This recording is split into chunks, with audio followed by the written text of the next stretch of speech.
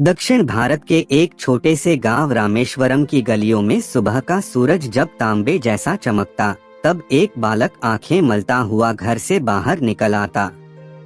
वह बालक कोई राजघराने का नहीं था, न ही उसकी झोली में सुविधाओं की भरमार थी, लेकिन उसकी आंखों में कुछ था, कुछ ऐसा जो उसे बाकी बच्चों से अलग बनाता था। उसका नाम था अबुल पकीर जैनुलाब्दीन अब्दुल कलाम। रामेश्वरम एक शांत समुद्र तटीय गांव था जहां लोग धार्मिक आस्था और सरल जीवन में विश्वास रखते थे। अब्दुल के पिता जैनुलाब्दीन एक नाविक थे जो हज यात्रा पर जाने वालों को फेरी सेवा प्रदान करते थे। उनकी मां आशियम्मा एक घरेलू महिला थीं, जिनके हाथों में ऐसा स्वाद था जो घर के बच्चों को ही नहीं, आसपास के मोहल्ले वालों को भी अपनी ओर खींच लाता था। अब्दुल कलाम का घर बहुत बड़ा नहीं था, न ही बहुत समृद्ध, लेकिन उस घर में प्रेम, संयम और संस्कारों की गूंज थी। अब्दुल बचपन से ही बेहद जिज्ञासु थे। वे अक्सर समुद्र की लहरों को निहारते हुए सोचते, क्या कोई इन लहरों के पार भी जा सकता है? क्या कोई इन बादलों से ऊपर उड़ सकता है?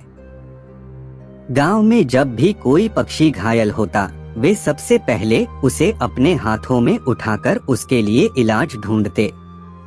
यह वही भावना थी जो आगे चलकर उन्हें मानवता का एक महान प्रतीक बनाएगी।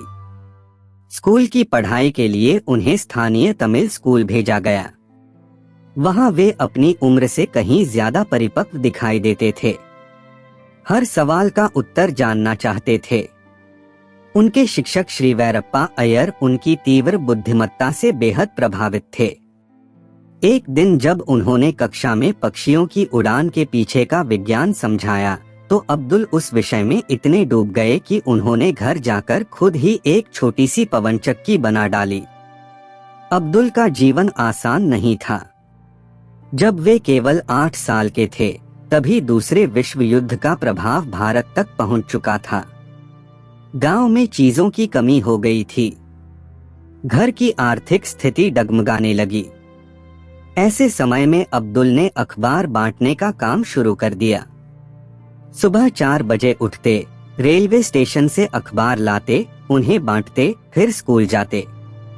उस छोटे से बालक की आंखों में थकावट नहीं, बल्कि एक अटूट विश्वास था। माध्यमिक शिक्षा पूरी करने के बाद उन्होंने श्वार्ट्ज हायर सेकेंडरी स्कूल में दाखिला लिया और फिर सेंट जोसेफ कॉलेज, तिरुचिरापल्ली से भौतिकी में स्नातक किया। लेकिन उनका सपना केवल किताबों में नहीं था। उन्हें उड़ना था, आसमान को छूना था। इसी कारण उन्होंने मद्रास इंस्टीट्यूट ऑफ टेक्नोलॉजी मिट से एरोनॉटिकल इंजीनियरिंग में दाखिला लिया। वहां का जीवन उनके लिए एक निर्णायक मोड़ था। मिट में पढ़ाई के दौरान उन्हें अपने एक प्रोजेक्ट के लिए बहुत मेहनत करनी पड़ी। जब वे प्रोजेक्ट में पिछड़ने लगे, तो उनके डीन ने चेतावनी दी कि अगर उन्होंने 3 दिन में काम पूरा नहीं किया, तो उनकी स्कॉलरशिप रद्द कर दी जाएगी। अब्दुल ने दिन रात एक कर दिया और समय से पहले प्रोजेक्ट जमा कर दिया। डीन ने उनकी पीठ थपथपाई और कहा, तुम में वो जिद है जो किसी को भी ऊंचाई तक पहुंचा सकती है।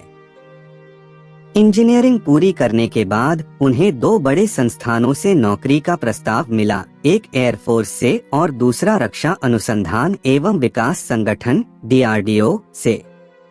उन्होंने पहले एयरफोर्स की परीक्षा दी, लेकिन वे केवल 8वें स्थान पर आए, जबकि केवल पहले 6 को चुना गया। यह उनके लिए एक बहुत बड़ा झटका था, लेकिन उन्होंने हार नहीं मानी। वे ऋषिकेश चले गए, वहां गंगा किनारे बैठकर आत्मचिंतन किया। तभी उन्हें लगा कि शायद ईश्वर ने उनके लिए कुछ और सोचा है। उन्होंने DRDO ज्वाइन किया। DRDO में उनका काम था एक छोटे से होवरक्राफ्ट का निर्माण, लेकिन यह उन्हें बहुत संतुष्ट नहीं कर पाया। उन्होंने कुछ और बड़ा करने की ठानी और जल्द ही इसरो, भारतीय अंतरिक्ष अनुसंधान संगठन में शामिल हो गए। वहां उनका जीवन पूरी तरह बदल गया। उन्हें SLV-3 प्रोजेक्ट की जिम्मेदारी दी गई, भारत का पहला स्वदेशी उपग्रह प्रक्षेपण यान। यह काम आसान नहीं था। संसाधनों की कमी थी, अनुभव सीमित था और समय कम। फिर भी अब्दुल कलाम और उनकी टीम ने दिन रात एक कर दिया। कई बार प्रक्षेपण असफल रहा। मीडिया और समाज में आलोचनाएं भी हुईं, लेकिन कलाम ने कभी अपनी टीम का मनोबल नहीं गिरने दिया। अंततः 18 जुलाई 1980 को रोहिणी उपग्रह को सफलतापूर्वक कक्षा में स्थापित कर दिया गया। यह भारत के लिए एक ऐतिहासिक क्षण था। अब्दुल कलाम का नाम मिसाइल मैन के रूप में प्रसिद्ध होने लगा।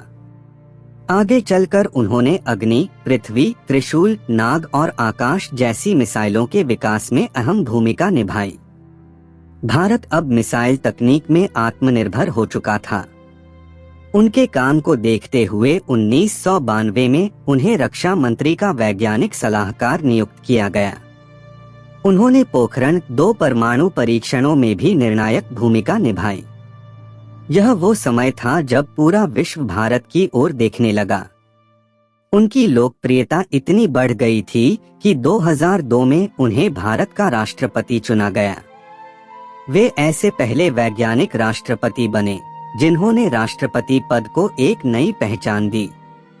उन्होंने उसे केवल औपचारिकता नहीं रहने दी, बल्कि उसे एक प्रेरणा का स्रोत बनाया। उन्होंने राष्ट्रपति भवन को छात्रों, शिक्षकों और आम नागरिकों के लिए खोल दिया। वे हर दिन पत्रों का जवाब खुद देते थे, बच्चों से मिलते थे और युवाओं को प्रेरित करते थे। उनका मानना था कि भारत का भविष्य उसके युवाओं के हाथ में है। वे अक्सर कहते थे, अगर आप सूरज की तरह चमकना चाहते हैं तो पहले सूरज की तरह जलना सीखिए। वे अपने जीवन से यही सिखाते रहे, त्याग, मेहनत और सच्ची लगन। राष्ट्रपति पद से निवृत्त होने के बाद उन्होंने खुद को पूरी तरह शिक्षा और युवाओं को समर्पित कर दिया। वे देश भर के विश्वविद्यालयों में भाषण देने जाते, छात्रों के बीच बैठते, सवालों के जवाब देते। उनके जीवन का हर दिन एक मिशन की तरह होता, भारत को महान बनाना। उनका अंतिम दिन भी इसी मिशन में व्यतीत हुआ। वे शिलांग में IIM में भाषण देने गए थे। मंच पर खड़े होकर उन्होंने बोलना शुरू किया, लेकिन कुछ ही मिनटों में वे अचानक गिर पड़े। उन्हें तुरंत अस्पताल ले जाया गया, लेकिन वे इस दुनिया को अलविदा कह चुके थे।